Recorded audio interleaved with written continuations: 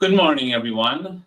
My name is Cameron Sargar, and I will be giving this webinar today, which is titled SB 1383 Recycling and Disposal Reporting System Reporting Requirements starting in 22, Part 2. I want to go ahead and introduce the rest of the CalRecycle folks that are on this webinar that will help with answering questions as we move forward. So when I say your name, if you can just turn on your camera and say hello, and then turn them off. And once we conclude that, I will get started with the webinar. Let's see, the first person on the list, I'm going to go with Kara. Kara Morgan is joining us today to help us with some of the details of 1383. Hi, Kara. Thank you for joining us. Appreciate it. We also have Esmeralda Alvarado, which will be helping us with answering questions.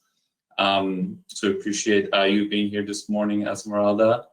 If you have a chance, turn on your camera and say hi. We have Julia, also very important to us to pulling off these webinars. Really appreciate all our help per usual.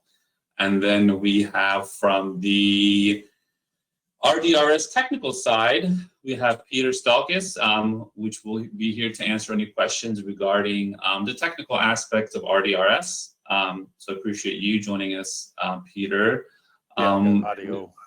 Sorry. No worries, thank you. We also have Rhea, which will help us with answering questions and comments as they come in. Appreciate you being here as well, Rhea. Thank you so much. We also have Stephen Sanders, which is the Rdrs AB901 guru, which will be also here to help us with any of those technical questions regarding 1383 and Rdrs. So thank you so much, Stephen, for joining us as well. Thank you, Cameron. Good morning. Thank you, sir. Appreciate it. I'm going to turn off my camera and then we'll get this webinar started. Thank you so much, everyone, for joining us this morning.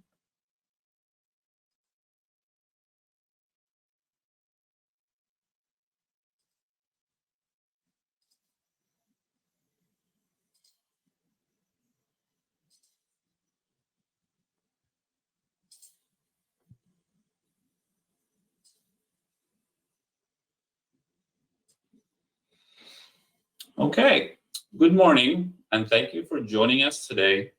This webinar will cover SB 1383 Recycling and Disposal Reporting System Reporting Requirements. This webinar contains more specific details on how the required data will be entered into the Rdrs system. Please note that this is a follow-up webinar with the same title that was presented on October 26, 2021. Links to that webinar and the presentation can be found in the relevant links slide later in the presentation.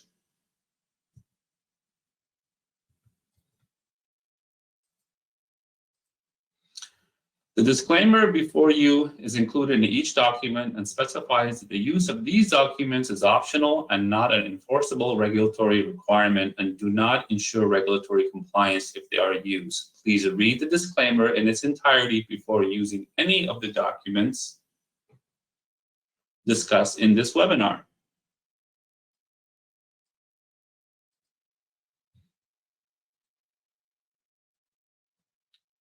After this morning's presentation, we will have a Q&A session. Please use the instructions shown on the slide for the Q&A session.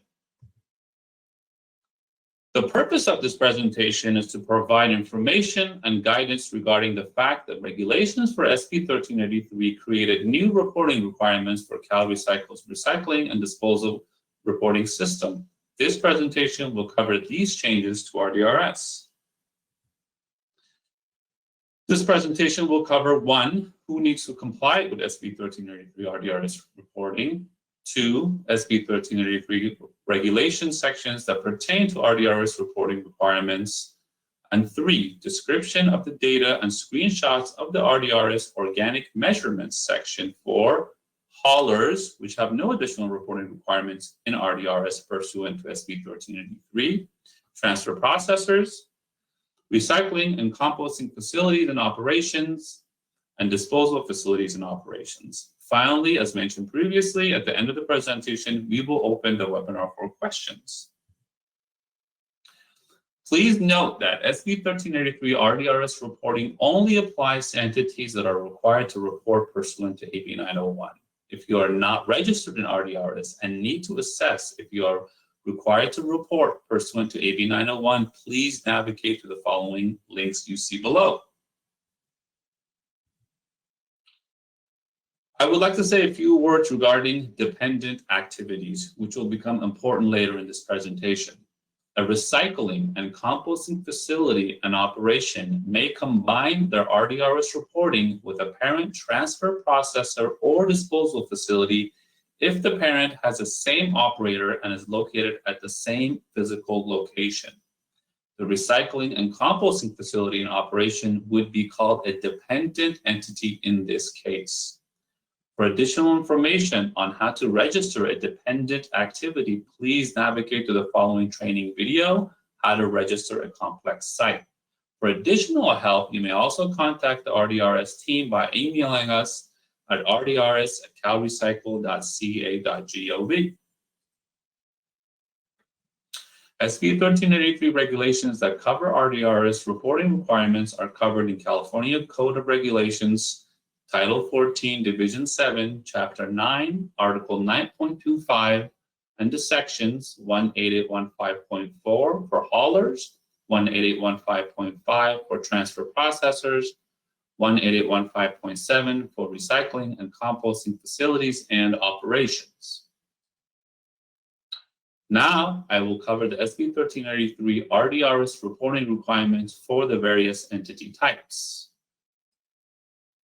Haulers do not need to report additional information to Rdrs, but are required to identify at the time of delivery for all materials delivered to each receiving reporting entity whether the material is collected from a source-separated organic waste collection stream or from a mixed waste organic collection stream.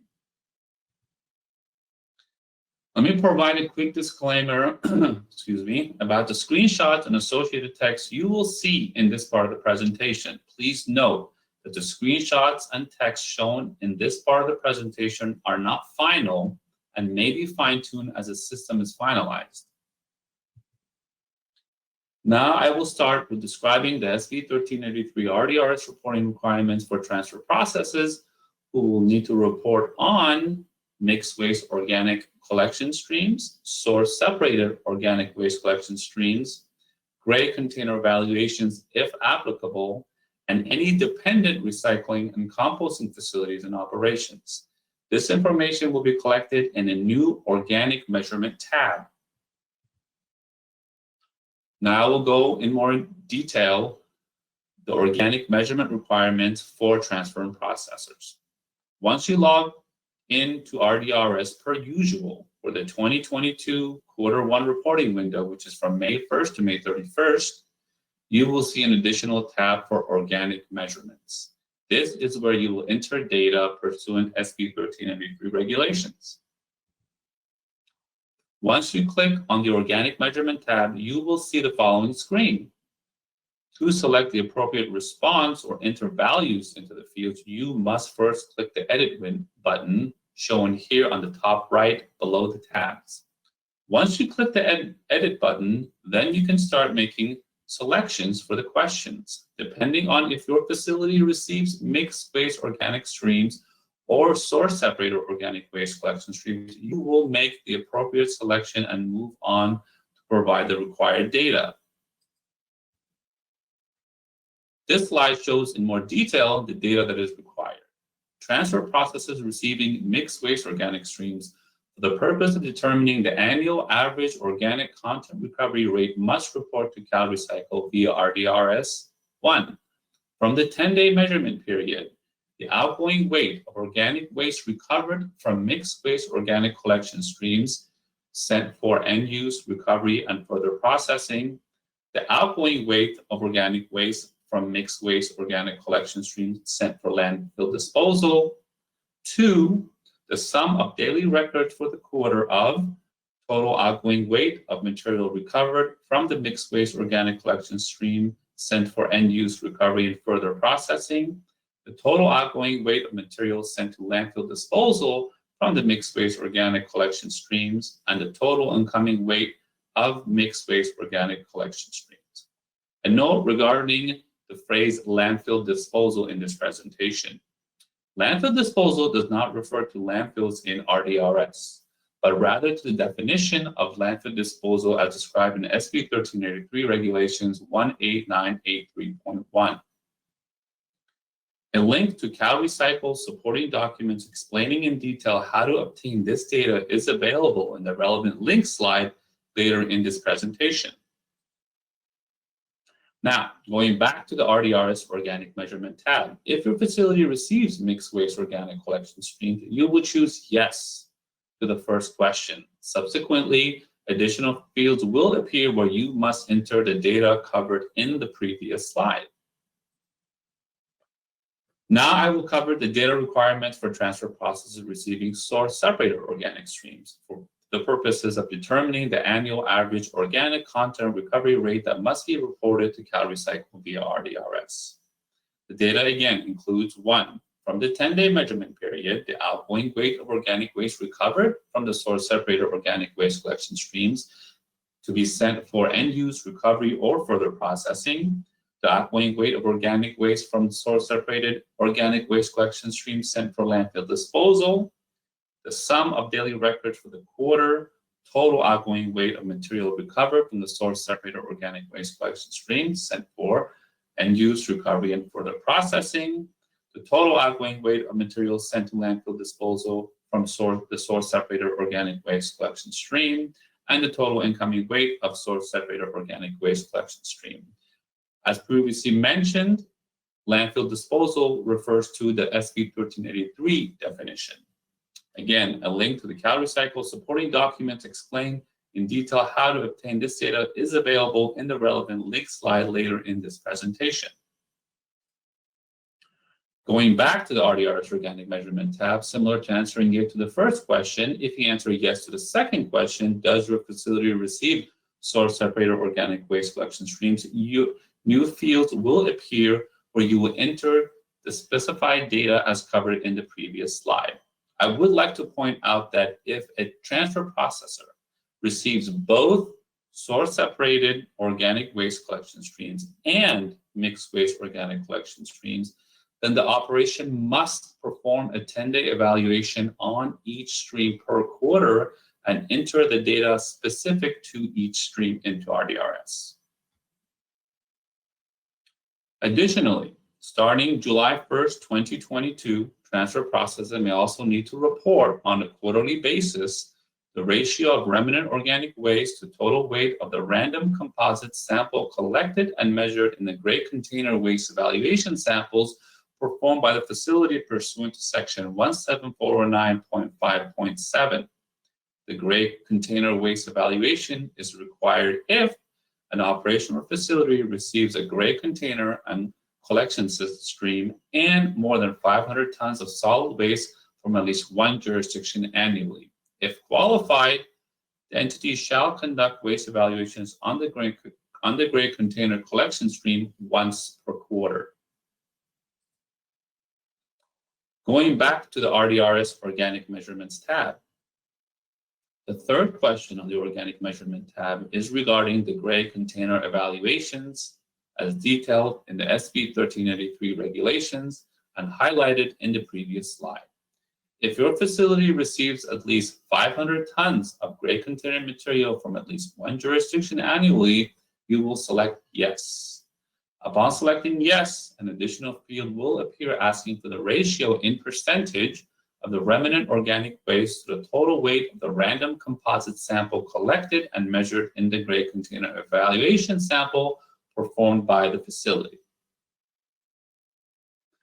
Additionally, if your facility has at least one dependent composting and/or in-vessel digestion activity, you must select yes to the fourth question on the Organic Measurement tab.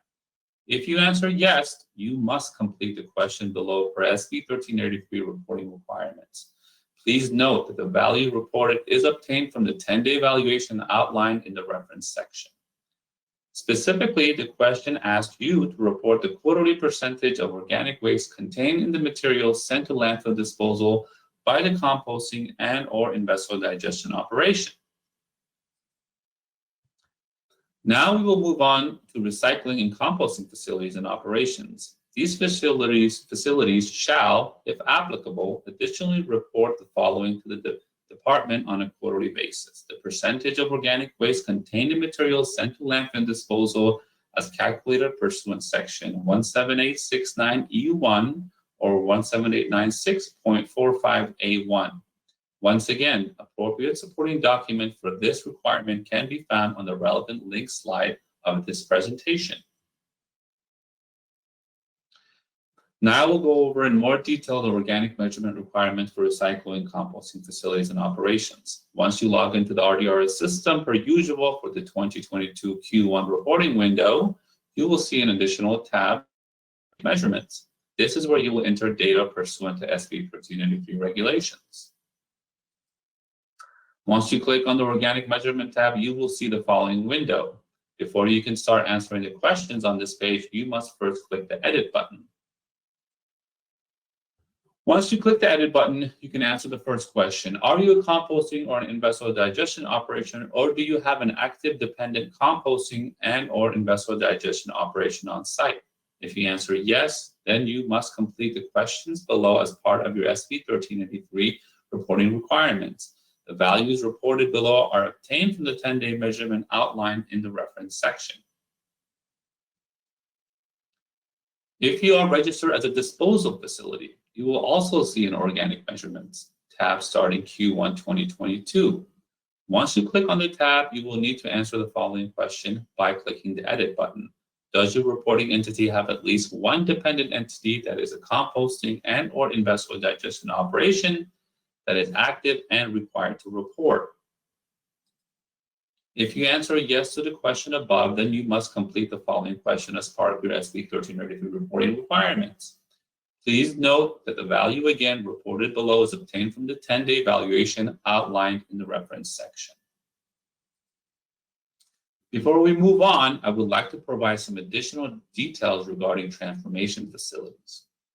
In Rdrs, transformation facilities report both as a disposal facility and a transfer processor due to the nature of their operations. As such, they are required to perform the same measurements and report the same data in Rdrs as a transfer processor using their transfer processor Rdrs activity. Please review the transfer processor facilities requirements for the appropriate details. Oh, a little fast there. I want to go over a few additional details regarding the organic measurement reporting in Rdrs. First, a note about flags. Rdrs generates flags to ensure that the input data is coherent or when explanations are required.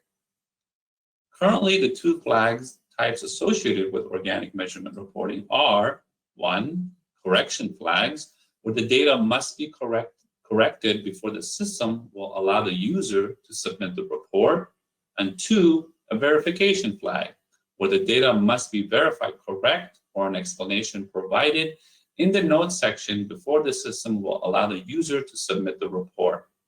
Flags will be covered and discussed in greater details as part of an instructional video at a later time. Secondly, I would like to go over a few additional points on data entry. For yes/no type questions, the user must choose either yes or no. The question cannot be left unanswered. For fields where values are required, such as tons or percentages, if the user enters 0, then the user must also enter an explanation explaining the 0. The explanation cannot be left blank.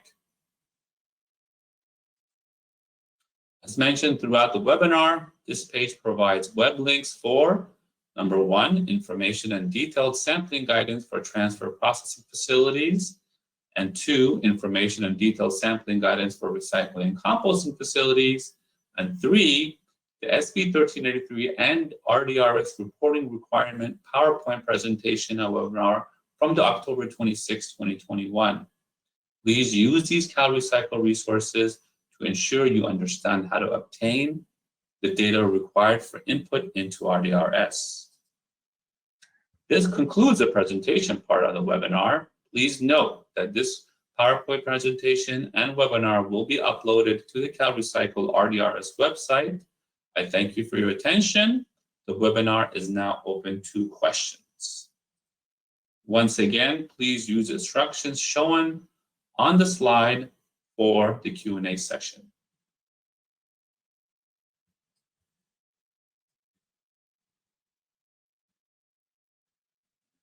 Thank you, Cameron. So the webinar will be recorded, and you can also subscribe to the SLCP later to get information on when that will be posted. For our questions, our first one is coming from Carlos Chavez, and they ask, do we have the option of responding that we do not receive either organic waste stream?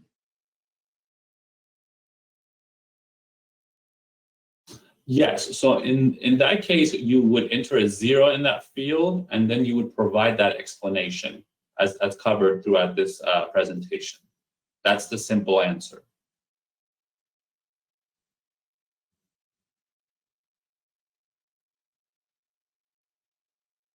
Thank you. Our branch chief, or land branch chief, Karen Morgan, also added that you could mark no, but it would be surprising that you are not processing any type of organic waste, including paper, cardboard, green waste, food waste, and or food, etc. Carlos, we hope that answered your question, but if it didn't, please feel free to respond and ask for further clarification. The next question comes from Marcus Lee. They ask, are wastewater treatment plants that do not compost of Co-Digestant considered processors? I will defer this to Stephen. Stephen, can you shed some light on this? Hi, I'm just coming off mute here. Yeah, Steve Sander with the CalRecycle Policy Office. So wastewater treatment plants, generally speaking, are considered recycling facilities and operations. You can look to our definitions section. So, you know, to the extent that they are recycling and sending off-site 100 tons or more of organics, and not just to disposal, you know, there would be a reporting requirement, if I'm understanding correctly. I'll just shout out that if folks have concerns or questions about what their reporting requirements might look like or how to register, please go to the Do I Need to Register an Rdrs tool that is available at the following URL. It's tinyurl.com/RDRS-tool.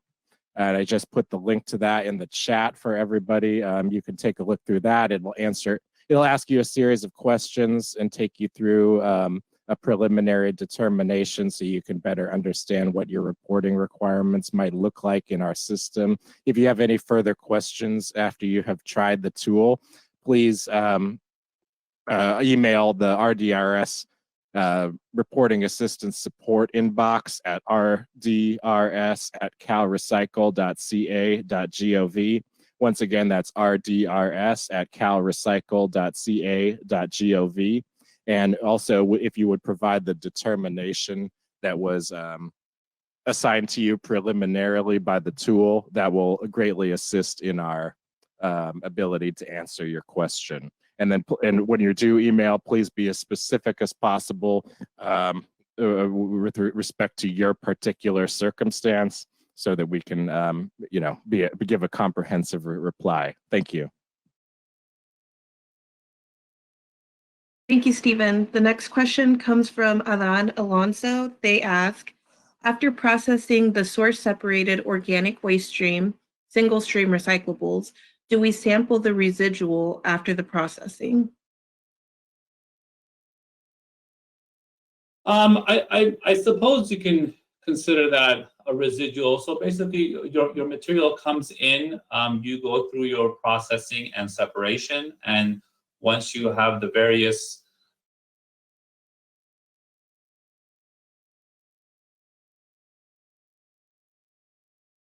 organic material types, that's when you sample. So you're sampling after your initial processing and before you send anything. I'm not sure of the definition of residuals, but it is the material that material you sample is after you process and separate your organics into the individual material types as described in the 1383 regulations. Kara, if you have anything else to add to that. No, I don't have anything else to add except, Cameron, I think it would be good to go back to the screen where you had the links to the measurement guidance. And, I would recommend looking at that guidance document because that gives a really great detailed explanation of where sampling takes place. There we go. Oh, there we go. So I highly recommend for questions that you have related to measurement, where measurement happens in the process. If you're dealing with source separated or mixed organics, the links, the first link, information detailed sampling guidance, is a great resource and will answer most of your questions. Thanks, Cameron.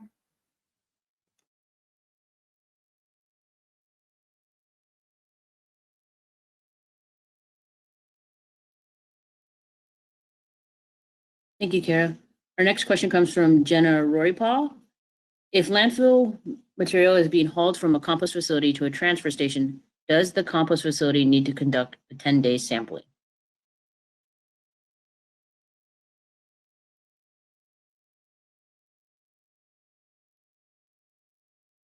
If a material is being hauled from a composting facility to a transfer station,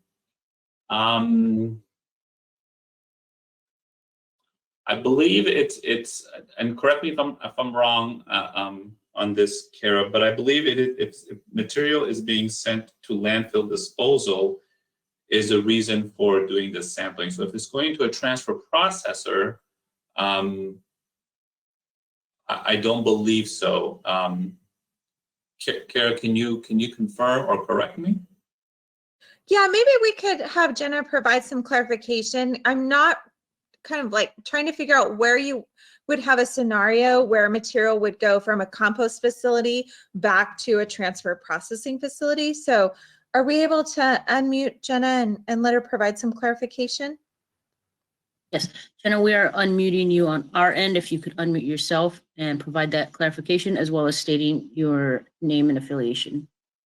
Hi, this is Jenna Rourke. I'm with AgriService, and we're a composting facility. And we receive residential green waste that is then picked at the site. All of our landfill bound material is put into then a 40-yard container that is then hauled to a transfer station. So that is the only waste that we are sending to the landfill. But it's sent through a process. It's sent through the transfer station. It's sent through, so it comes into your facility, there's processing, and then it goes back out to a transfer processing facility where there's further processing? Is that what's happening? Yeah, I mean, it's a consolidation site for our hauler. But yes, it goes to a transfer station prior to going to a landfill. Got it. So, I mean, the transfer processing facility measurement requirements may apply. I'm kind of thinking that we could set up a follow-up. If you could give us your contact information and we can have our solid waste facilities team follow up with you on your particular scenario. It's kind of different than what I'm used to, so they could walk you through it. But if the material transfer processing facilities, unless they are a consolidation site, they are required to conduct the measurements and report into Rdrs. So I'm assuming that's what would be happening if they're processing. If they're solely a consolidation site, then there may not be measurements. But again, we could do a follow-up. Okay, thank you. Thanks, Jenna. Thank you. The next question comes from David Brady. They say, we have a rural exemption for organics. Would they need to report anything? Kara, I'm going to pass this on to you regarding exemptions. I'm not too astute on this. Sure. Thanks, Cameron. So the rural exemption is for being exempted from the collection requirements. There's not an exemption for transfer processing facilities to conduct the measurements if they receive source separated organics or conversely mixed organics. So depending on what's coming into the facility and how it's coming in, that transfer processing facility is subject to the measurement and reporting requirements. So I'm not sure if you have any follow-ups to that, but we would be happy to unmute you and see if you have any additional follow-ups. Yes, David, you are unmuted on our end. You can unmute yourself if you have any follow-up to add. And so we operate in Amador County, and the whole county's been given a rural exemption to the organics. Mm-hmm. So there won't be any source separated material coming into our facilities. Yeah, so if the material is not coming into the transfer processing facility and it's being collected and going to landfill disposal because it's allowed to, then that material wouldn't be coming through the facility. But if you are receiving organic waste that is source separated or a mixed organic stream, the facility is required to conduct the measurements. Okay, thank you. Yeah.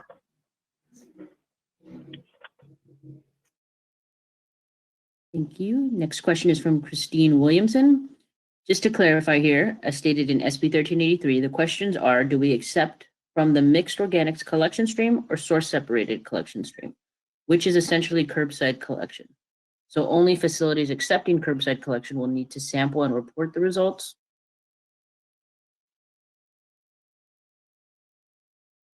Yes. So if your facility receives source separated or mixed waste, like it's depending on where you are, those are generally considered curbside pickups. And if that material is coming to your facility as a transfer processor, then either of those or both of those will fall under the requirement for doing the measurements. Does that answer the question? Christine, you're now unmuted on our end. If you would like to further ask any more questions or clarify your own, you now have the opportunity to do so. Yes, I ask because we've had discussions before about, I'm sorry, excuse me. Because we have had questions before, because we do have facilities that, while we do have organics piles, they are not facilities, they're not transfer processors that accept curbside pickup or curbside collection programs. They're strictly being, like a mountain community transfer processor that accepts self-hauled from the residents in those areas, mostly areas that will be waivered areas. That we have these facilities that aren't accepting from any collection stream, from any actual curbside collection. And so I'm just trying to clarify that it's only the facilities accepting collection that are supposed to be sampling. Yeah, and Christine, if we need to, we can set up a follow-up with the solid waste facilities team. But regardless of whether it's self-hauled material or if it's material that's being consolidated or it's material that's being collected at curbside, if material is coming to the transfer processing facility for processing and it's organic waste, so it's source separated organic waste, for example, the facility is required to conduct the measurements. So regardless of whether a jurisdiction has an exemption or not, if their material is coming to the transfer processing facility, that material is being processed, then the transfer processing facility would be conducting the measurements and doing the reporting. Well, and then that goes back to clarifying what exactly what is considered processing, because some of these facilities are simply we have an area where we tell the resident or the occasional very small business to take their organics, their branches, their leaves, or their grass to a different pile. They put it in that pile.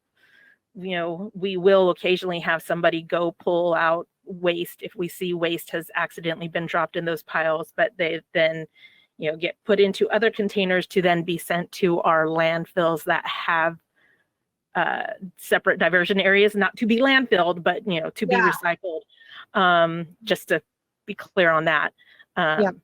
And so there is minimal processing. So I'm just trying to, we are also working with our LEA, but I want to make sure and clarify where we need to sample. We're almost at the end of the quarter. Yeah, gotcha. And so today's webinar was really focused on the reporting aspect and what needs to be reported in RDS. You're really digging in. We've had a lot of questions today on the measurement requirements. So what we would recommend is you really need to continue to work with the LEA. The LEA is going to be determining, if a particular transfer processing facility has specified measurement requirements. So that would be the key place, for you to consult and focus on with your LEA. If you need additional assistance beyond that, we could set up a meeting with our solid waste facilities team, and they can talk to you as well. But really, you working with the LEA is really the approach that you should be taking. Right. And I'm also the person who does do our RDRS reporting as well. So that's why I'm on here. Got it. So let us know if you want to set up a follow-up, where we'd be happy to do so. Just go ahead and put your information in the Q&A, and we'll follow up with the SWIFT team. Just let us know. Okay, thank you. Thank you, Kara.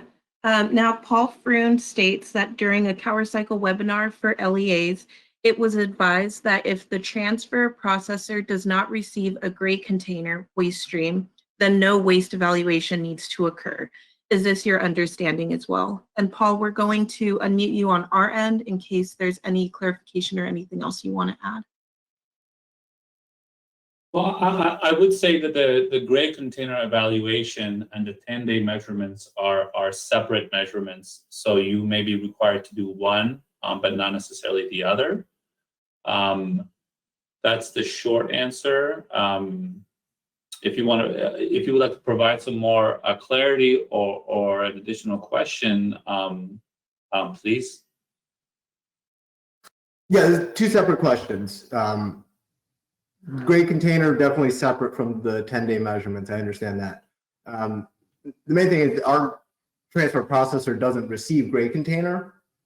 It goes direct to landfill. And that's what the webinar, the CalRecycle staff on that webinar on January 13th advised, that if it goes direct to landfill and the processor doesn't touch that gray bin, then there's no measurement required. Is this your understanding?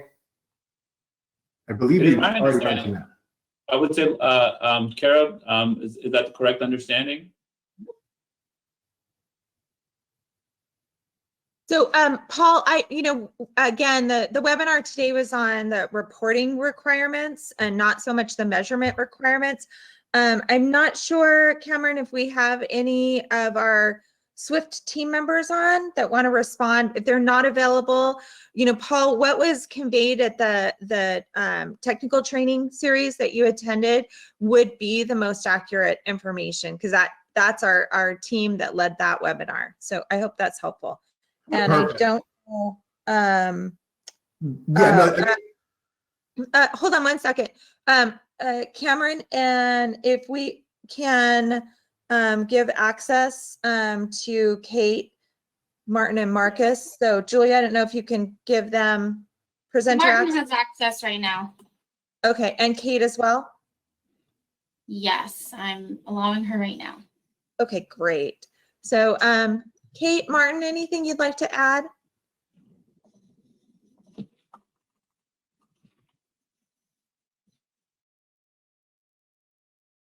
Hello, this is Kate. Can you hear me? Yes. Okay. Hi, Paul. To your question, yes. So if you don't receive any gray container, then you wouldn't be doing any gray container waste evaluations. And going straight to landfill, that is an option for the gray container. Yes, allowed by the regulation. So you are correct. And that jives with what we talked about in that LEA training. Correct. Excellent. Yeah, I just want to make sure that the other sides of CalRecycle are also aware of that you guys are communicating. And I do understand, this is about Rdrs reporting, but the waste evaluations do play a large role in reporting on that. So it's good to have a clear understanding of exactly what we're required to do for those waste evaluations and what we're required to report on for the Rdrs. That's why I think you're getting more questions about that as well. No, thanks, Paul. Appreciate that. And that's something we'll talk about if we can even make that clear in Rdrs or what we can do to make sure that's clear for everyone. So thank you. Yeah, and I don't know if you saw my second question yet, but I could just mute myself and you guys can continue.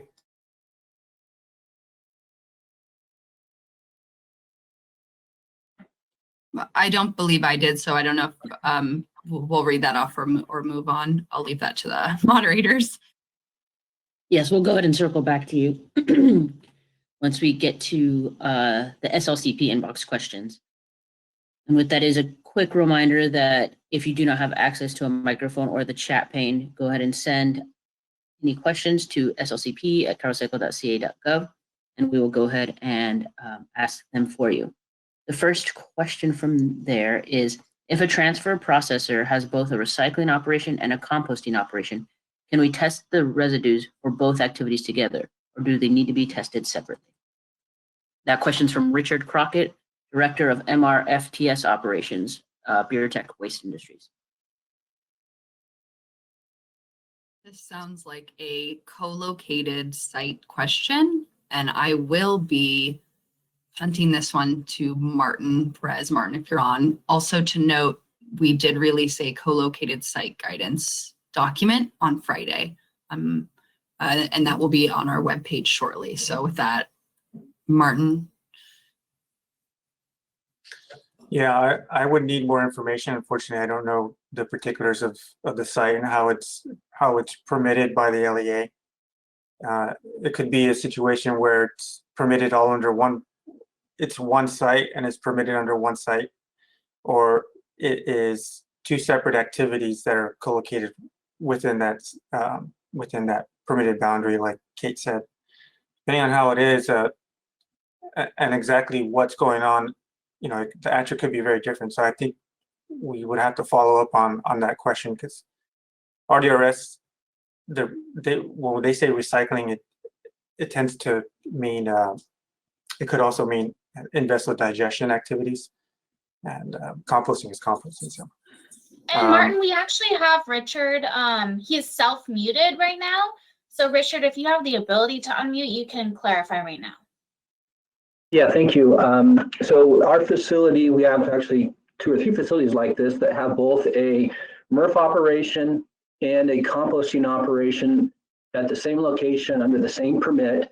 And of course, the residuals from both those processing, which are different, our MRF is much different than composting, are unique in and of themselves. My question is, we have to test the residuals from the MRF activity separate from the organics, the food and green composting activities, or can we combine them together to only do one round of 10-day, 200-pound samples? Or do I have to treat them as separate? Okay, good. Yeah, so they would be separate, because they would be 2 separate activities occurring under that permit.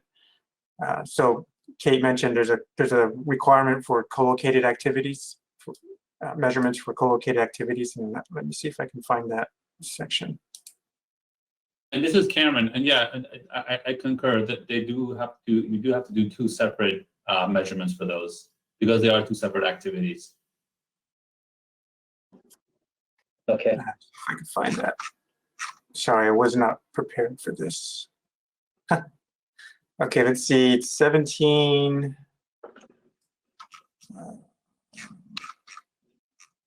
Sorry, 1 second. 17409.5.10.5. So those are the requirements for solid waste handling at co-located activities. Okay.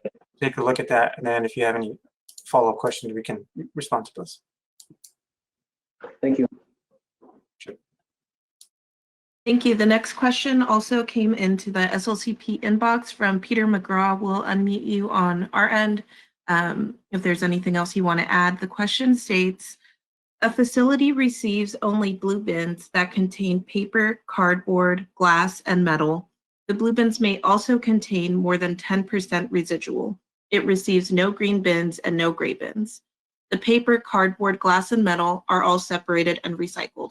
They want to know, is a facility required to measure and report some or all of the content of the blue bin material? Which portion? And then also, is it required to measure and report the organic content of the residual before the residual is sent out for disposal? Martin, I can try this one. Please interrupt me. Hi, this is Kate on the facilities team. You have a blue bin that you're processing and you're creating bales or recovered products.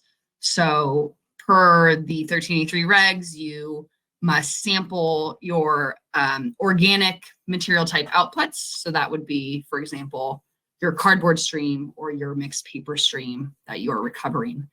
For the present, you're sampling, you're doing the measurements on those to determine the level of incompatible material in those bales, or I'm sorry, presence of non-organics. And that will be reported in Rdrs. You are also sampling any material from that blue bin that will be destined for disposal. So that would include your residual stream. I could imagine it may include things that you might take out on the, the beginning of the line, any kind of pre-processing that's done. That stream headed to disposal is being measured for the presence of how much organic material is in that stream headed to disposal. And that's also a data point you will be reporting into Rdrs. So I hope that clarifies.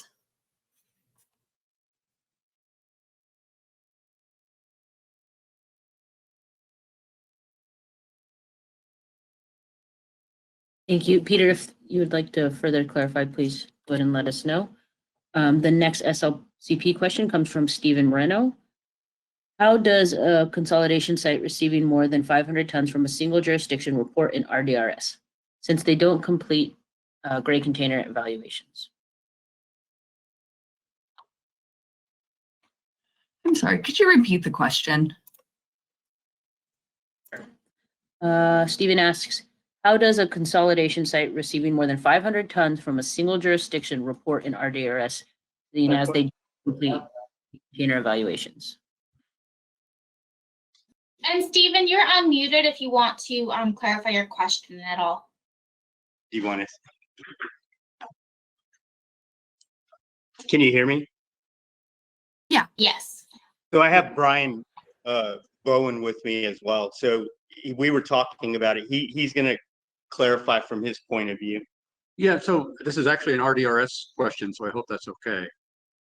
It looked like on the slides that there was a question, does your facility accept more than 500 tons from a single jurisdiction? And if you check yes, then you need to report the gray container evaluation.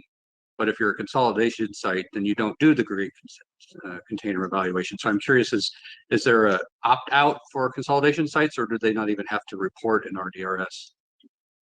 Let me attempt to answer this. So as we mentioned earlier in the presentation, if you are not currently required to report, register and report in Rdrs, then these additional 1318 requirements regarding Rdrs do not apply to you. So if you are not currently required to report in Rdrs, then you still have to do the gray bin evaluation and keep that in your records, but that does not necessarily have to be reported within Rdrs. Well, the gray bin evaluation is not required for consolidation sites. I will yield to Kara on this one. I'm not 100% sure on that.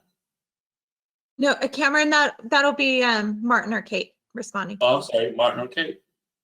Okay, Well, consolidation sites, they're go not ahead, Martin. required to do the gray container evaluations. Consolidation sites, let me say that again. Consolidation sites are not subject to the gray container evaluation. And so Brian's question is about how that would be reflected in the RDRS. So, Oh, okay, Yeah, so yeah. you would say you would click. I'm trying to think, and Stephen or Peter, please chime in. It might be one of those instances where you would provide an explanation. Yeah, this is Peter. I believe so. You're talking about the gray bin question? Yes. So you could just answer, either enter no or you enter 0 with the explanation. So it might be no in this case if you don't receive any tons. But there are other opt-outs, right? You don't always have to enter a value. You can say no or enter 0 and then just provide the explanation in the notes as mentioned earlier in the presentation. Okay, thank you. This is Steve. Just to tack on to that, I appreciate that's an excellent question. So we will take that back, and if there is a need to modify that question or the form field, if there's an ability to put not applicable, or since since your facility does collect more than 500 tons of gray bin material, but are exempted from that sampling or measurement requirement, you could put you could put a 0 and then provide an explanation as to why that's not required to be measured. Yeah, but we can we'll take that back, and we can kind of cook that a little bit more and see what we come up with as far as getting the precision on that question for you. Okay. Thanks. The next question comes from Kendra Knight. They say, our jurisdiction got approval for rural and elevation waivers. We collect some organics, cardboard, and green waste, but no food waste. We won't be offering collection of other organics. Do we still report? And as yes. And I'll unmute Kendra on our end if you need to add anything to your question. I mean, I'll attempt to answer this in a general way. If you're receiving organic material at your facility, whether it's source separated or not, regardless of it's all food or not, then you still are required to do these measurements per the regulations as stated. That is my general answer if I understand the question correctly. If not, other folks have other understanding, please chime in. If not, please, if you can provide some additional clarification so we could get your question dialed in, that'd be great. Hi, this is Kendra. Thank you so much, you guys. I'm with Mammoth Disposal in the town of Mammoth Lakes, and I think you did answer my question. It sounds like we do have to do the measurements for our green waste as well as our cardboard organics. Great. Kendra, this is Kate with the facility team. Yes. If you are collecting source separated cardboard and green waste and it is coming to your facility and the facility will identify that as source separated organic streams, then those streams would the measurement protocol is required on those streams. Yes. Fantastic. Thank you so much, you guys. Thank you all.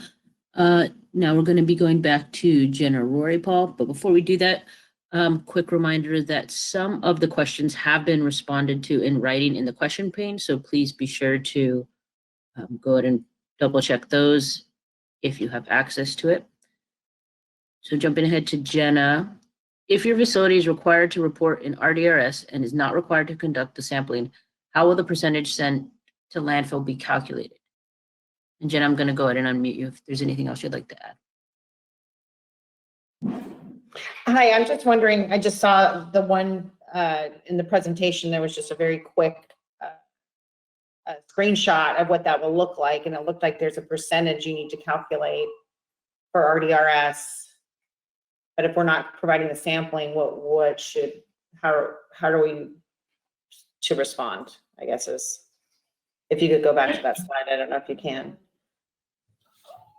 Let me attempt to answer it. So if under any circumstances you are not, for example, receiving certain material types or other circumstances where the calculations will basically provide a number that is 0, then in those instances, because you're not getting a certain stream, then under those instances is when we talk about if you enter a 0%, then you provide an explanation. So you say, 0%, and these are the reasons why this number is 0, because we don't get X, Y, or Z, for example.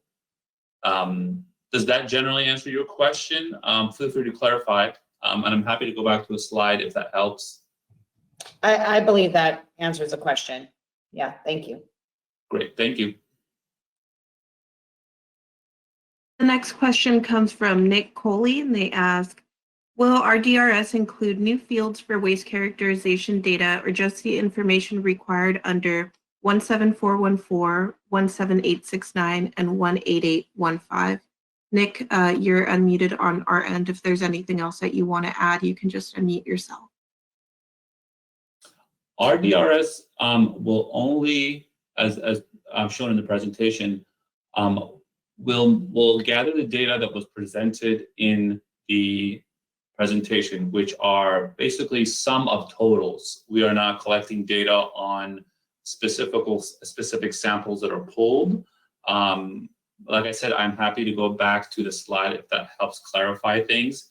But if you, once this is published, or if you go through the regulations, you can see the exact calculations, and also in the relevant link slide, you can see the specific calculations that are done to generate that one single data point that it gets entered into the Rdrs system. Thank you, Cameron. That answers my question. Awesome, great, thank you. Next question is from Mark Hill. If the jurisdiction has an approved NOIC that allows for compliance with the sampling at a later date, will the jurisdiction simply respond no to the Rdrs questions until they are ready to comply? And Mark, you are unmuted on our end. Again, generally speaking, yes. If you have if there's a special consideration where you are not required to report yet, then you would put in 0 and you would put in the reason why that is. This is for Rdrs.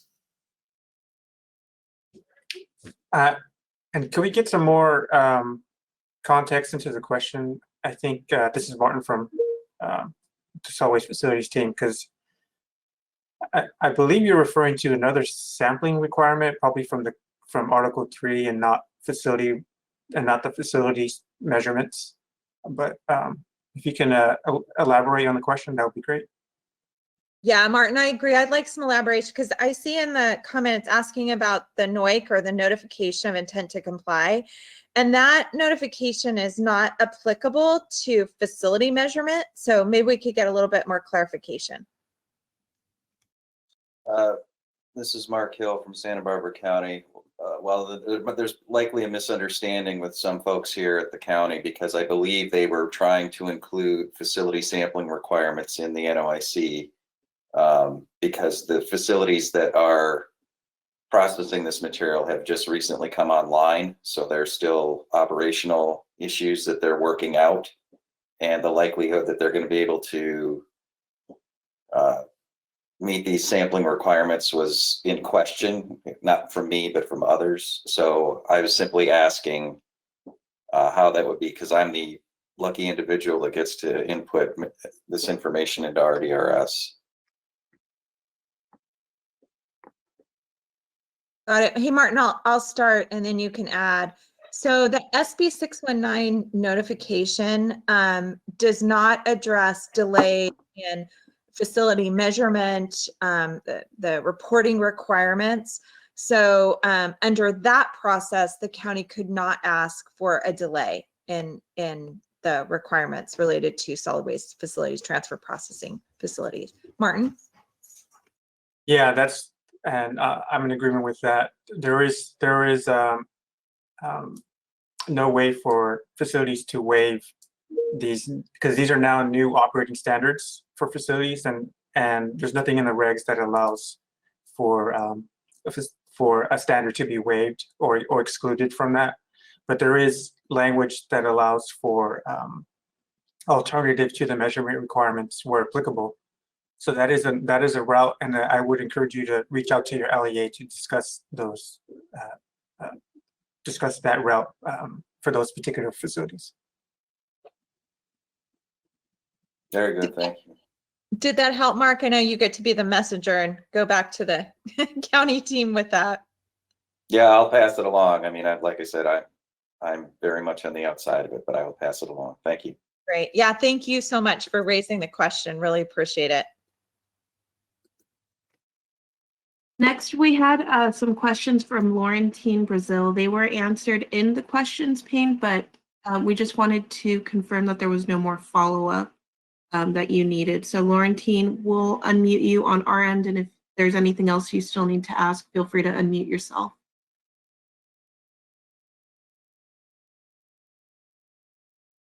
I guess I'm still. Oh.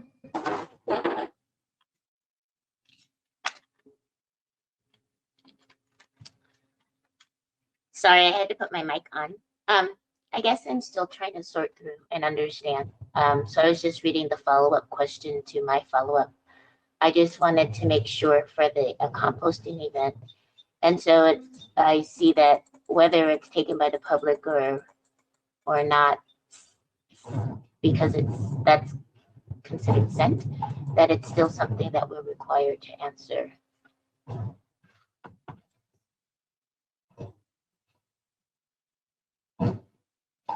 Yeah, is your question related to, does a composting facility still have to do the measurements and reporting regardless of whether the compost is given away or the compost is sold, et cetera? Is that your question? So we're a recycling center, and we don't take organics here at our recycling center from the public. The paper products, but it sounds like because we take cardboard, we're going to have to report on the cardboard that we receive from the public. We also provide compost monthly now to the public as compost giveaways. So my original question was the material that we're providing for the compost giveaway, is that something that we have to report on in this organics measurement tool? So it sounds like we do. I'll interject here. Are you making the compost at this recycling center? No, we get okay. It from, so our curbside materials go to Republic. Republic makes the compost. We get it from them to provide as a compost giveaway to our community. From my understanding, and I'd be happy to follow up with you on this, you would not need to be reporting as a composting operation because you are not a composting operation. Republic would likely be the entity that is reporting on the material it provides to you. Well, I'm sorry, I'm going to back up. You don't, there is no reporting on a recovered material sent from a compost facility. That is only a transfer processor needs to report on the presence of non-organics in their recovered organics. All compost operation or facilities report on is the material destined for disposal. So kind of two-prong answer. If Republic's giving that to you, they're not having to report on the recovered compost because that's not required by 1383. And I don't think from the situation you described, you have any reporting requirements for that compost material. If you are purchasing it, bagging it, or minimizing it in some way and giving it to the public, that would not qualify as a reportable activity. As an activity under 1383 that you would need to measure and sample that material. I hope that helps. Okay. Yeah, we just provide a pile and we let the public know that it's available and then they take it, and we rarely have anything left over. But the cardboard that we collect from the public as a recycling center, that is required to be reported upon as a source separated organic stream. Are you doing processing at this recycling? I'm sorry, that may be a better question for our RDRS team. Are you required to report an RDRS currently? You qualify? Yes. Okay. Yes. I know Marcus is on, if Marcus has any thoughts, and if not, I'm happy to follow up with you because I probably just need a few more specifics. And that'll involve our RDRS team also probably. So yeah, sorry, Okay. I can't answer that right now. I'll just put my email in the Okay, thank you. in there. Thank you so much. I appreciate it. Yes, thank you, Kate. The next question is from our SLCP inbox. It is from Kevin Barnes with Provost and Pritchard Consulting Group. Kevin asks, when doing the sampling for any of the various types for SB 1383, how are we to count the weight of items that are made of a combination of materials that each belong in a different category, such as a piece of cardboard with some clearly unrecyclable material attached, or a piece of lumber with inorganic material attached? I'm going to channel my inner Martin Perez here and say the 1383 regulations do not stipulate the exact methodology for determining material type, or whether when sorting for inorganic versus organic in your sample, how that has to be done. So that is under the determination of the facility in working with the LEA. And that's probably all I can say about that one. Again, happy to follow up, but that's that's what we've generally been sharing publicly. There is no set standard or methodology set by the 1383 regulations for making that determination or sorting. Hey, Kate, I'm just going to jump in. Hey, Julia, can you also unmute Marcus, please? I can't find Marcus in this webinar. Uh-oh.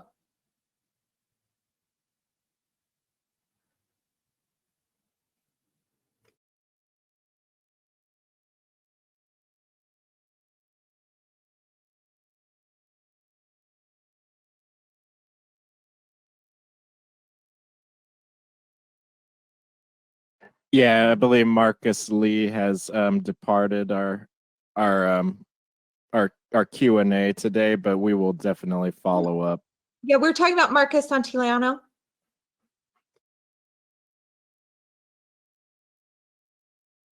That Marcus is not here either. Maybe we can, I'll keep looking for him too. And I guess we can, well, feel free to move on. Yeah.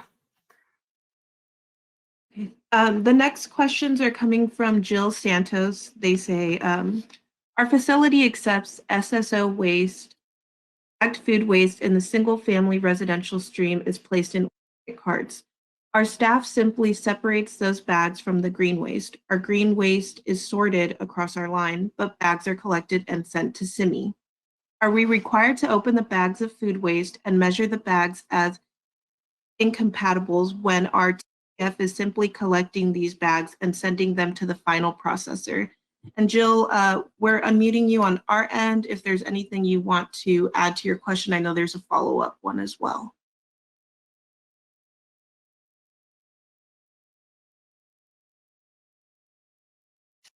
This is Cameron from, excuse me. I'm not quite sure on if the details on whether bags need to be opened or not. I wonder if Kate or Kara have anything to add, or anybody from our side, Stephen. It is, sure. I'm happy to take this one. In order to correctly identify the organic versus inorganic fraction, if there is bag material in your sample, my understanding is that would you would have to separate those materials in the bag and count the bag separately. So if in fact you did have any bag material in the sample you pulled that is representative material going out that day, and that is the only way to correctly identify your inorganic versus organic, then basically the intent of the regs would be you would need to open those bags and separate material. I think I'm unmuted now. Okay. Can you hear me? Yes. Okay, I'm sorry about that. Yeah, so So I just wanted to clarify because, so if the process is coming in, and this is specifically talking about our single family stream, so those bags, it's a temporary, that's the other thing, my follow-up question was, it's a temporary solution until a facility comes online, which fingers crossed, we're hearing that may or may not happen here in 2022. So I was under the impression that I understand the process. I've talked to Marcus and Martin quite a bit, and I think you too, Kate, about how we're going to be able to sample the green waste stream as it's coming through. But I just really I was just concerned about the food waste bags. It's, you know, like, so I'm assuming we're pulling them out, we're putting them in a collected site. So as soon as that waste comes in, the bagged food waste is going into a larger bin that's just basically going to get conglomerated with our commercial food waste. So from what I'm hearing you say is that we have to, you want us to do the sort of those as well. This is material going, that's being transferred through a transfer processor that has to report correct. And so, but this material itself is just being transferred, but has to be sampled. Essentially, yeah. So yeah. like Okay. So yeah, so I wanted to just make sure, do we have to also break the bags apart in our sampling to provide you with that as well, even though we're not the final processor? Sorry, I'm just checking my notes from my team too, who are listening. From my understanding, yes, you would. And I'm happy to follow up. I believe that's what Martin and Marcus suggested in emails, but as that material has to be sampled, even though unfortunately it's only being transferred through because it is an SSO and the facility is required to, the only way to really accurately gauge what is organic versus inorganic, and I'm sure your methodology, you don't want to count an entire bag as inorganic, so would be to open that for the purposes of this sampling. And you know, that lightweight plastic would be in your inorganic pile. I am happy to follow up, and I know this is a big question for folks, so I can also commit to working on this so we can make sure we have a guidance question released, and I'll try to work on that. So I appreciate you bringing it up, but yeah, I guess that would be my guidance for now.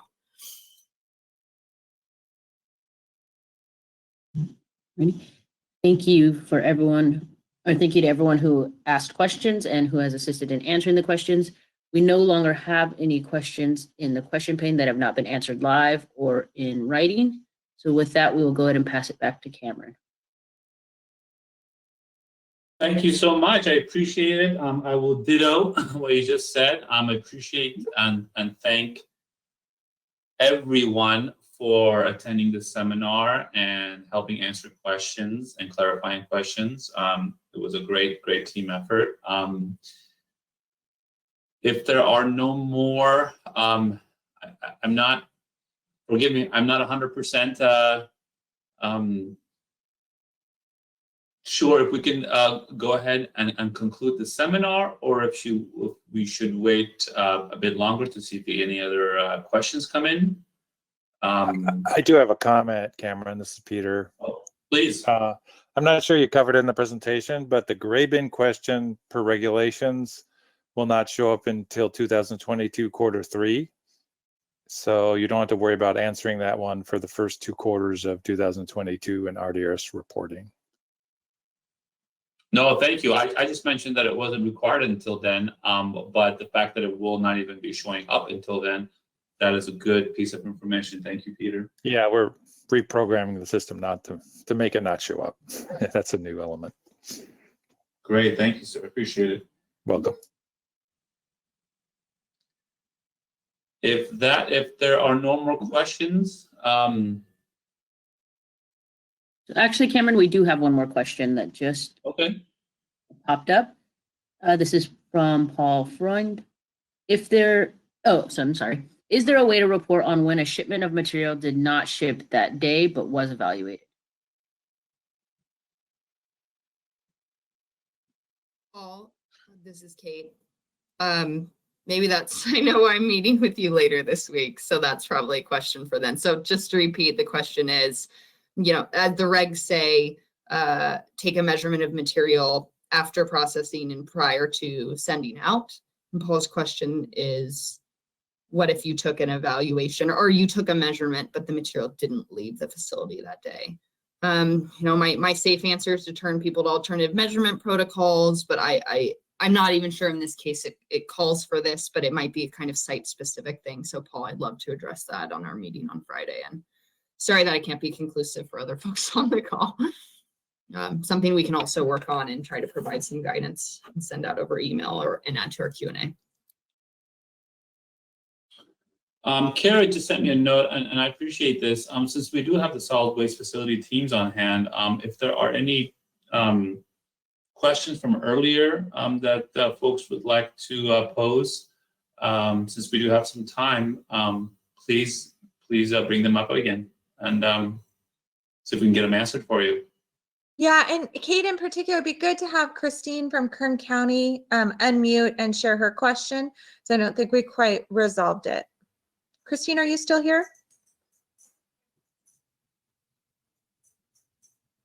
I believe I wrote down, Christine's question was, they only receive self-haul, do they have to measure? And the answer to that is yes. It is not just curbside collection. So that might be the short answer. So yeah, if Christine's here, feel free to jump on, Christine. And Christine Williamson, if that was your question, you are self-muted now. Yeah, I did see that. I was just waiting. Yes, the question, it's a little more complicated than that, but we are actually working with our LEA, and I believe they are discussing it, and they're going to come back to the team at CalRecycle to discuss it further. So we're working on it. We have facilities that accept, you know, like I mentioned, we have our small mountain community transfer station that accepts enough waste that it has to report. Only accepts waste, only sends out waste, and I think metal. They have metal pile that I report outbound metal for. I actually was just typing another question in regards to that. So if we have this facility that's pretty much considered a consolidation site, and then we report in the system, you know, we answer no to the organics questions, but and then we report that we are sending this waste to a landfill for disposal. Is that going to be a flag in the system? For Rdrs, oh, sorry, Kate. No, good question for you, actually, Cameron. No. So yeah. No, I was going for RDRS, as covered in the webinar, you know, if you put in a 0 and if you put an explanation, that will not raise a flag. The system will still allow you to submit that information. Right. Well, and see, the thing is, I would answer no, and when you answer no, because they're not accepting source separated organics or mixed organic stream, they're simply a solid waste, you know, transfer facility, consolidation site, you know, little bins. They, you know, so if you answer no to those questions, you then wouldn't have the opportunity for an explanation, would you? Right. No, you're 100% correct. If you answer no, the rest of those questions don't even pop up. Right. And as far as the system is concerned, you know, if you answer no, then it will not require for you to provide answers to those questions because you wouldn't even have an opportunity to do so. So the system would still allow you to submit that to the RDRS. Right. Okay. As is, yes. But would I then get more emails from the RDRS team? Do we know? Regarding where we're sending the waste. That's a good because question. It would go to a solid waste. It would go to a landfill for disposal. It is currently the way it's all set up, and there are no high diversion facilities anywhere near Kern County. No, that's a great question. And I think as Stephen mentioned, there are still things that we can fine tune. So in this scenario, I think this is something that we'll have to discuss if, you know, if you do answer no, and you don't see the rest of those questions, but there is information that needs to be conveyed. How do we go about doing that? And I don't know if the SWIFT team or anybody else has any input on this. Perhaps that information is passed on to, the LEAs and such. So then, yeah. Right. And so really, I mean, one of my main concerns here is that depending on the numbers that get reported, depending on where we report we're sending our materials, in the end, are we then going to be told that we need to then funnel our waste and our organic streams to facilities that we don't have anywhere near us? And so I'm just trying to make sure that we're entering into the system what we need to enter, but not misleading the system, I suppose you could say, in terms of. Christine, this is Karen. I'm also going to have Kate jump in.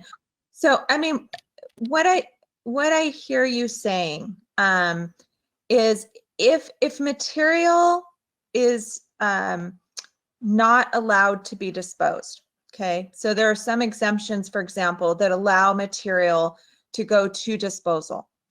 If there is organic waste that is not allowed to be disposed and it's going to, say, a consolidation site, it has to go through a transfer processing facility for processing and measurement prior to any material going to landfill. So, I think that follow-up meeting with the LEA, you and the SWIFT team will be important.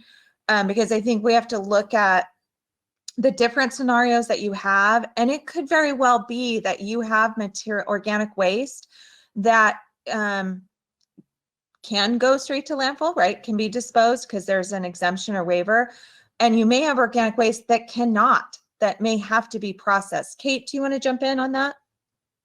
Thanks, Kara. And I think Kara just made a great point. And basically what I'm going to say, it's, not knowing the status of your jurisdiction.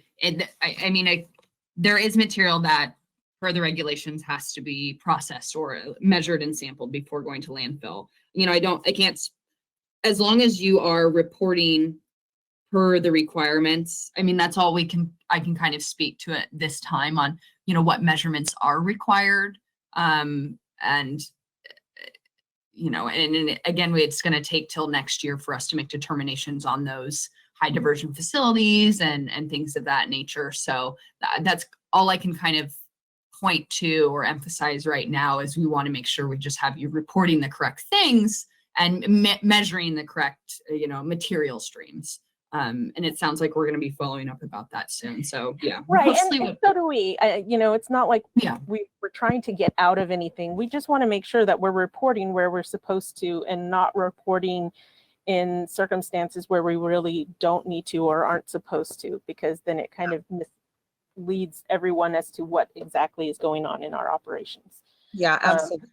But we are working. Like I said, we are working with our LEA, and we just had another meeting with them last week, and we're going to hopefully have another meeting with them very, very soon. But Christine, the opportunity came up to ask these questions, so I want a little bit more information. Yeah, we're glad. Hopefully we're getting there for you. I think where it gets complex is, you have in areas of Kern County, areas that are going to be receive waivers, right? Whether it's elevation or low population. And so, in those areas, so for example, low population, the jurisdiction is not required to collect organic waste. Right.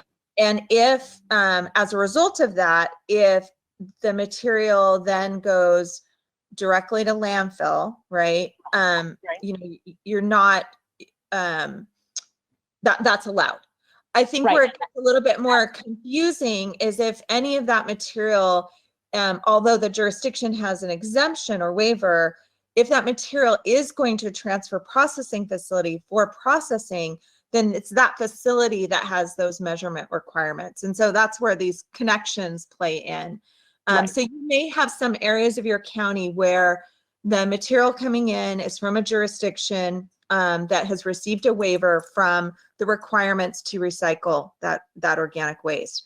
And if that's the case, then you would be able to send it to landfill. Now, keeping in mind, there are, this is where the great container evaluations come into play. So if that facility is receiving more than 500 tons, right, you still have great container evaluation. So I think that's why for you guys, I think mapping this all out with the LEA and figuring out, facility by facility and overlaying that with the jurisdictions that have waivers and just kind of, I think we have to do some big mapping here to make sure. We were definitely already discussing that. I was telling them, well, this facility accepts waste from completely waivered areas. This facility accepts waste from some waivered areas, but some non-waivered areas. Right. This facility is all self-haul, but it does still have areas who are, residents are self-hauling from a non-waivered area. Yeah. We nearly all of our transfer facilities have different scenarios going on. So yeah. And we can, work with the SWIFT team and the LEA to go through that. Right. It's really comes down to if you have jurisdictions with waivers or exemptions that are not required to recycle or recover, that is material that could go to landfill without processing. Right. But if the material is going through a transfer processing facility, right, and it's being processed, that facility is subject to the measurement requirements. So I appreciate it gets a little confused about kind of what's allowed to be disposed, what has to be measured, and as Kate confirmed, any self-hauled material, that's going to be, if that's going to a transfer process facility, there are measurement requirements. That's not excluded just because it's not curbside. So happy to, when you're ready with the LEA, to get that follow-up scheduled. Right. Sounds good. Thank you. Yeah. Thank you. Thanks, Kate. No problem. Yeah. Well, Kara's an honorary member of our team now.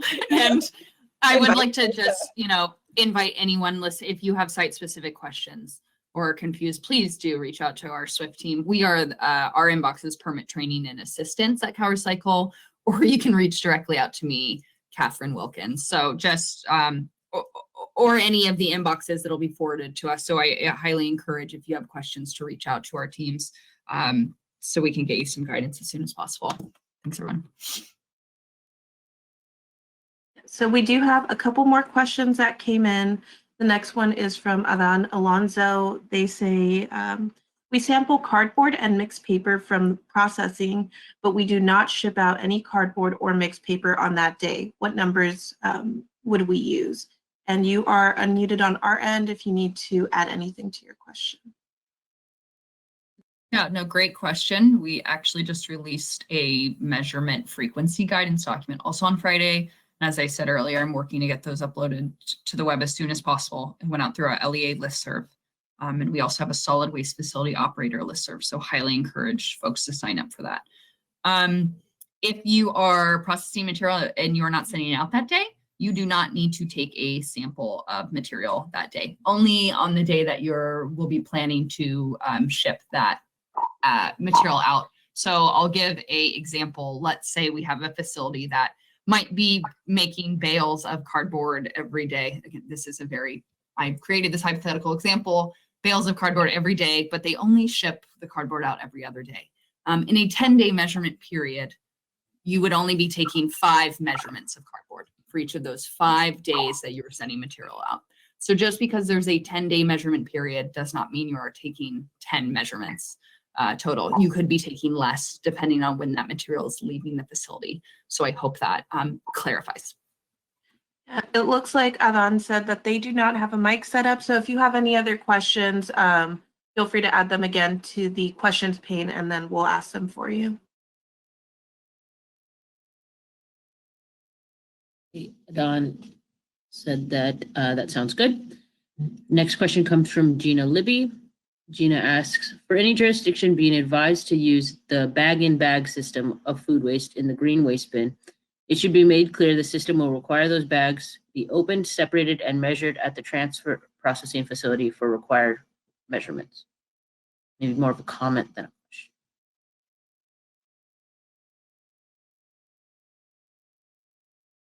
Thank you. Duly noted. Appreciate it. Thank you. We'll go ahead and unmute you just in case there's anything else you wanted to add, Gina.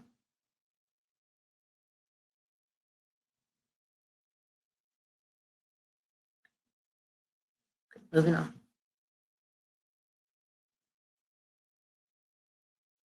Okay, the next question. Hello? Did you have something to add? Yes, thank you for mentioning the comment. I was just noting that with the additional, burden or steps for transfer processing facilities and depending on their capabilities, I just was suggesting that was an important distinction to or note to make, that if they're using that system, it's, it would be expected then at measurement time that they will have to be processing out those bags during measurements. That's all. Thank you. Yeah. And Kate, just to add to that, I mean, there may be a few details missing from the specific scenario, but I think, the important point to remember is material needs to be processed before it goes to a composting facility or in-vessel digestion facility, right? And I think that's the important distinguishing point here.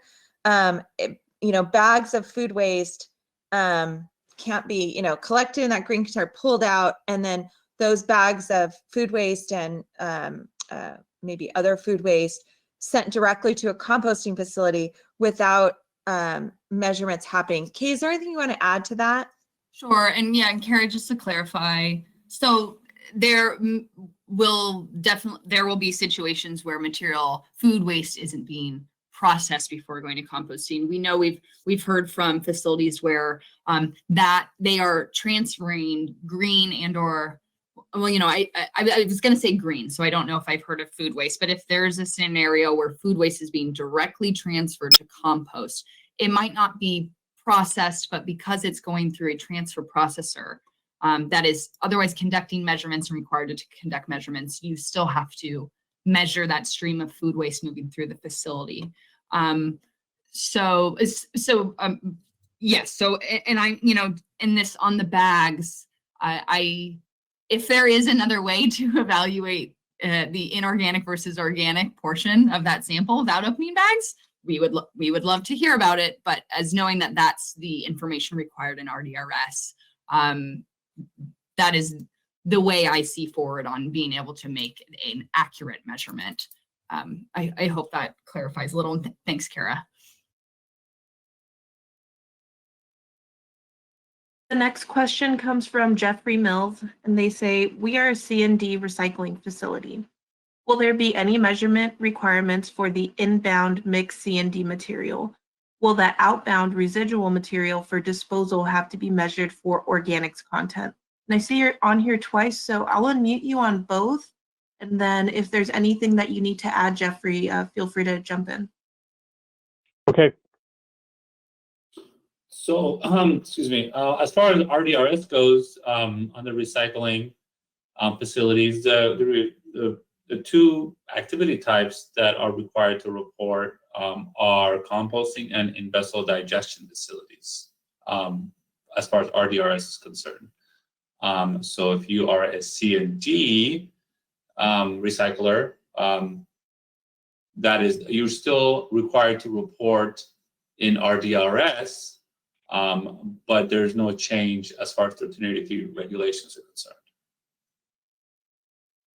Yes, exactly. And just to add, because I wanted to read directly from our Q&A on this, Cameron, construction and demolition debris is not subject to measurement requirements, but the material must be kept separate from the source separated organic and mixed waste organic collection streams, as long as construction and demolition debris is not commingled or otherwise kind of included with any, well, I'm sorry, this was a C&D processing facility, so this wouldn't happen. But even if there was a C&D stream, that just needs to be separate from any source separated organic or mixed waste organic streams. And that is, not required to measurement as you stated, and not under the new reporting tab in Rdrs, for construction demolition.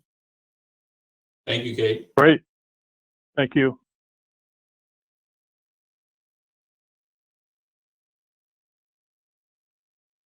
We don't have any more questions in our SLCP inbox or in the question pane. So we'll go ahead and give it another minute.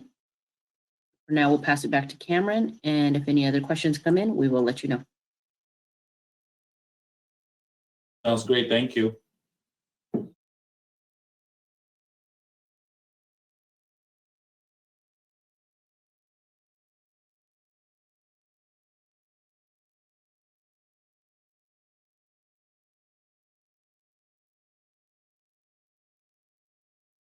While we're waiting, I'll just reiterate, once this webinar is concluded and we make sure that the presentation and the webinar are all ADA compliant, they will be uploaded, I believe, a few different places, but one of them I know for sure will be the main Rdrs webpage. And additionally, we will send out a listserv reminder that it has been posted. So for future access, you know where to go. And one other thing is that, as I mentioned during the presentation, we will have we're in the works of making a YouTube video that will be much more detailed, and this will happen after the organic measurement tab and the language within that tab is finalized.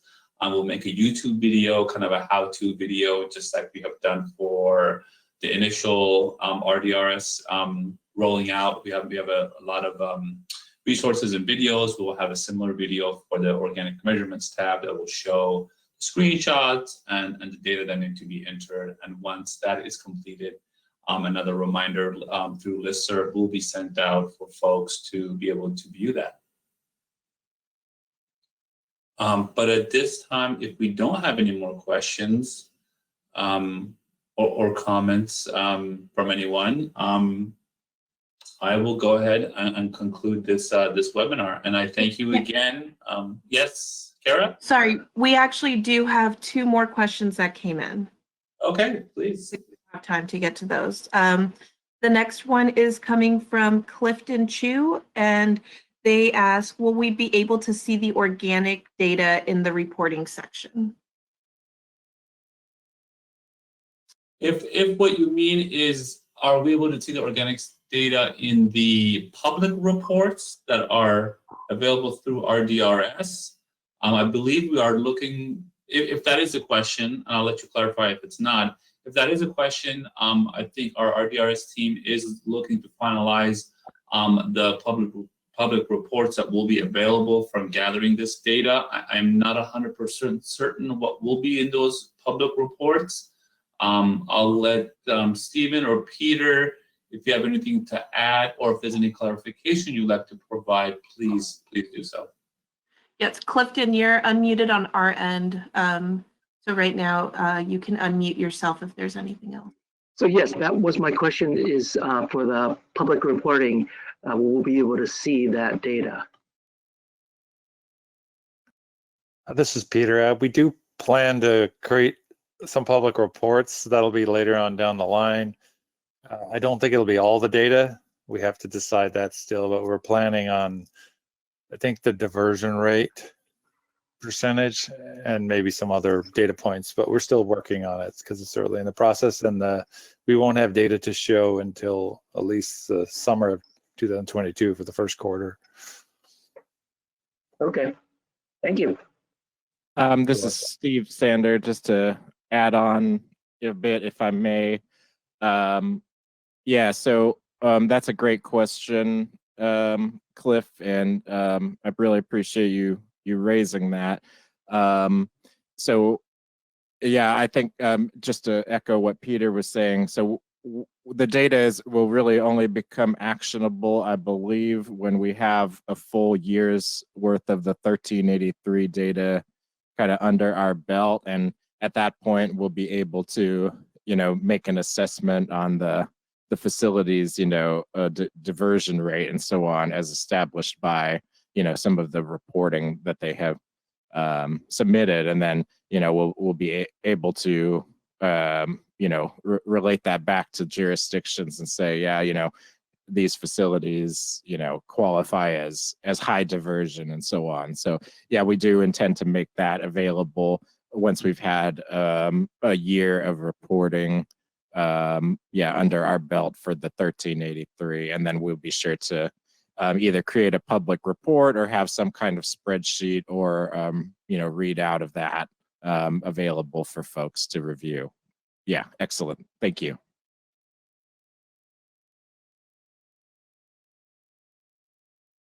Thank you. Hopefully that answered Clifton's question. The next question we have is from Deborah Cadena. Playing off the C&D waste stream, what about source separating then transferring to a processor? How would that work since now it is a measurable stream? And go ahead and unmute Deborah on our end if you would like to unmute yourself and provide further clarification.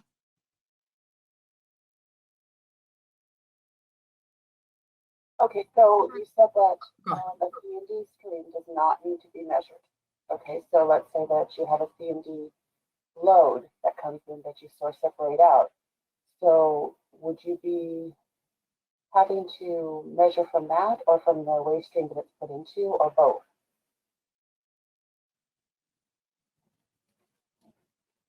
So that makes I'll try.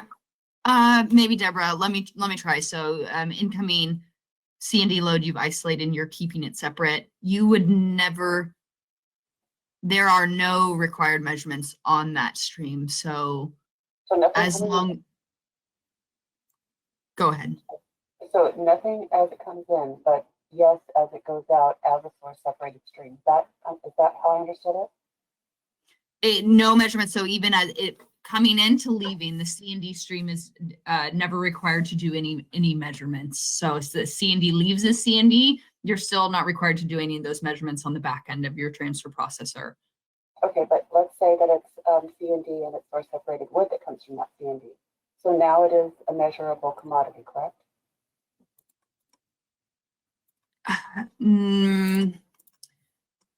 Deborah, I'm sorry. I'm gonna have to not my strong point, so I'll have to deflect and not deflect. Okay. I'm gonna follow up with you. I'm seeing if any of my I'm sorry. Some of my folks are talking. No, as long as it is separate.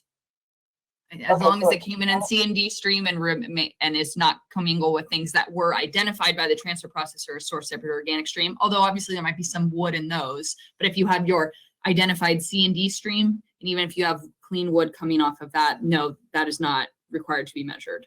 Okay, that's the question. Thank you.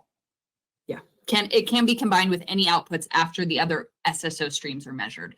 And that's in all these measurements what we're doing. You can combine things only after we've gotten the required measurements, that are reportable in Rdrs, if that makes sense, right? We just need to, the intent of the regs was to look at the the processing and recovery rate of those streams. So then a material can be combined after the required measurements take place. Yeah. Can it be combined at the same site before transferring, or only after it's going to the end site? I believe you can put it together, combine it just after measurements, while still on site is fine. I don't believe it just has to be transferred by separate truck to the next site. I'm thinking of this because that's the same thing we do with our gray container waste. If you're doing a gray container waste evaluation and you're pulling out the organics, well, you have your pile of organics from the sample. You probably want to put those organics with, anything that is maybe going to compost, your source separated organics, but only after you've measured source separated organics. So I'm going to apply the same reasoning there. And Marcus is telling me it's at the operator's discretion, just cannot be combined until after measurements. Right, but you just said the waste stream doesn't need to be measured. After measurements, if you are commingling it with any wood that you recovered from the SSO stream. Sorry, I should have clarified. The C&D stream and any organic material in the C&D stream does not have to be measured. If you did want to take your wood waste and combine that with other wood waste that you came in from your source separated organic stream that was recovered, that's only after any material from the source separated organic stream has been measured.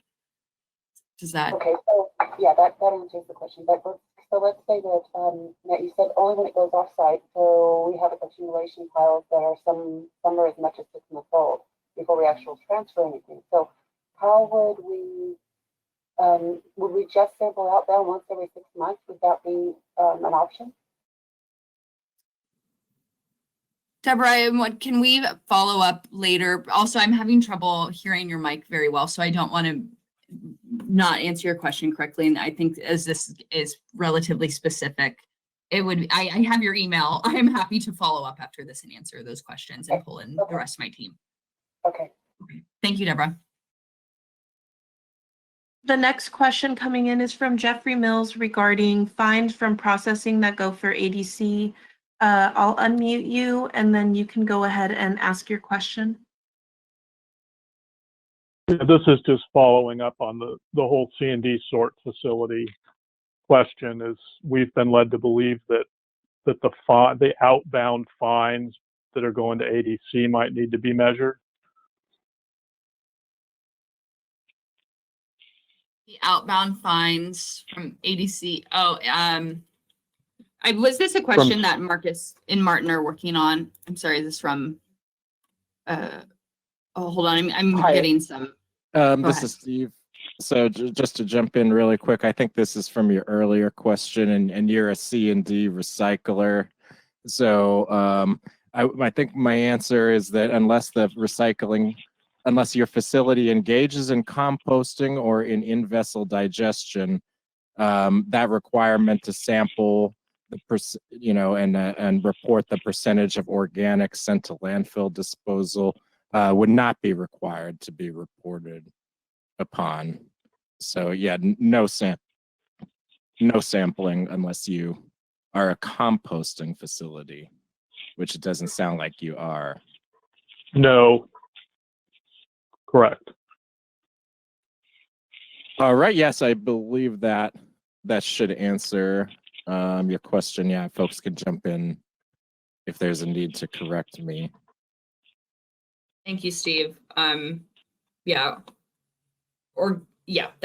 fine. That's perfect. Thank you, Steve. Thank you.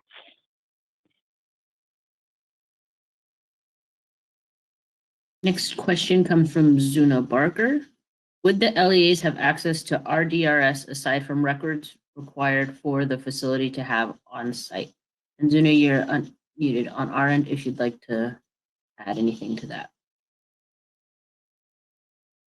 From an RDRS perspective, only folks that are associated with the site and have the proper permissions can go into that specific organization RDRS account.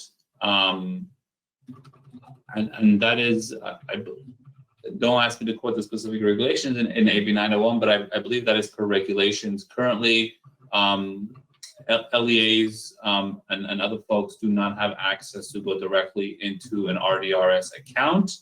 However, there are public reports available that can be searched for by facility, by stream type, that provide a lot of the data that LEAs may be looking for. Stephen or Peter, if you have anything additional to add to that, or if you would like to provide more clarification to make sure I answer your question correctly, please do so, and I appreciate the question. Sure, I'll jump in.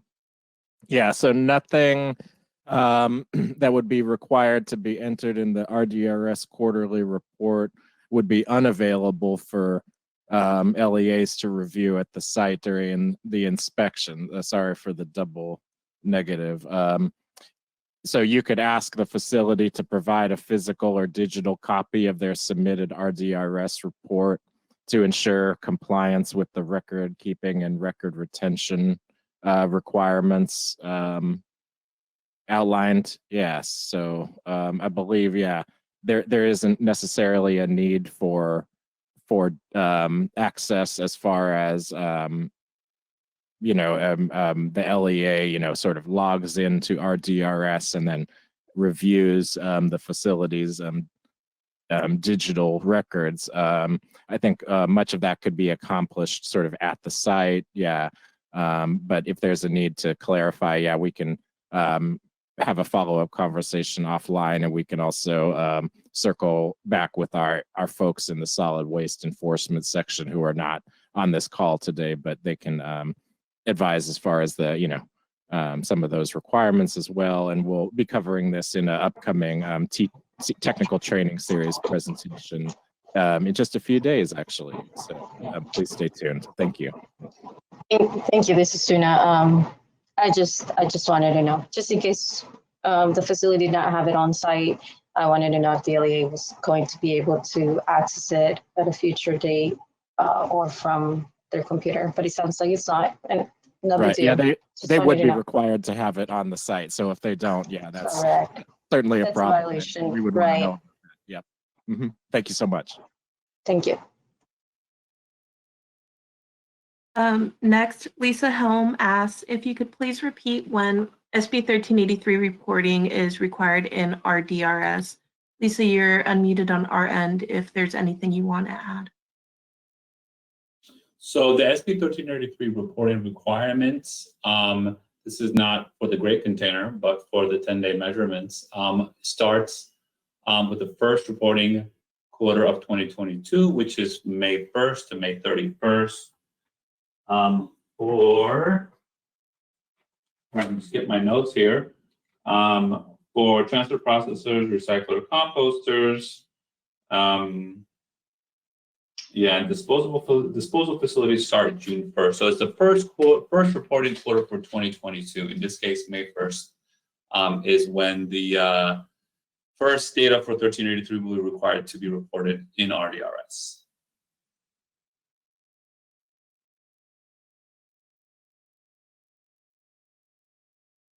Yeah, so definitely consult the RDRS reporting schedule.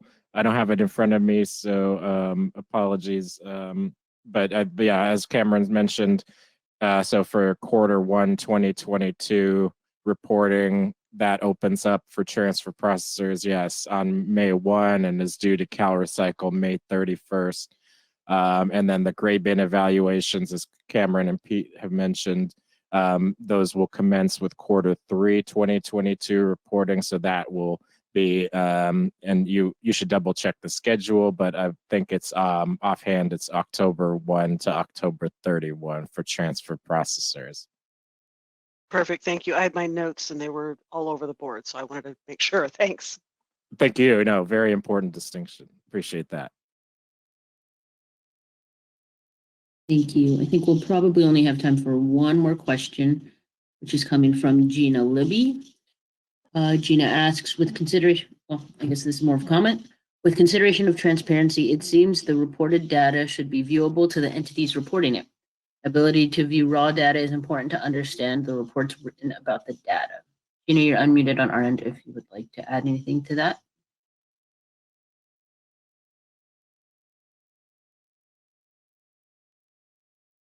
I can say one final word. As Peter mentioned, once the data comes in from 1383, we're still processing and analyzing and deciding what portion of that data or how that data might be made available through public reports or various kind of outputs or Excel sheets. So we appreciate your comment on that. And as we get further along the process, we'll determine what and how that data will become available to folks to view it. So if Peter or Stephen have anything else to add to that, please do so.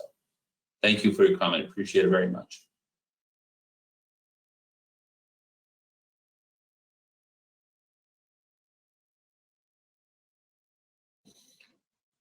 And Cameron, that's all the questions that we have on our end. So we will hand it over to you to close this out. Okay, again, thank you again for, I'll reiterate, thank you again so much for all the wonderful questions and attending today. Thank you for our CalRecycle team, all the wonderful folks with some great knowledge to provide some wonderful answers. And for the folks that we will follow up with, please stay tuned for us to circle back around with you. As Kate mentioned, there's an SLCP inbox and there is the RDRS inbox. If there's any additional questions regarding SB 1383 reporting under RDRS, please shoot us an email and we will discuss further and get you the proper answers going forward. Thank you again. And I think we'll go ahead and at this point end this webinar. Thank you again and have a wonderful rest of your week.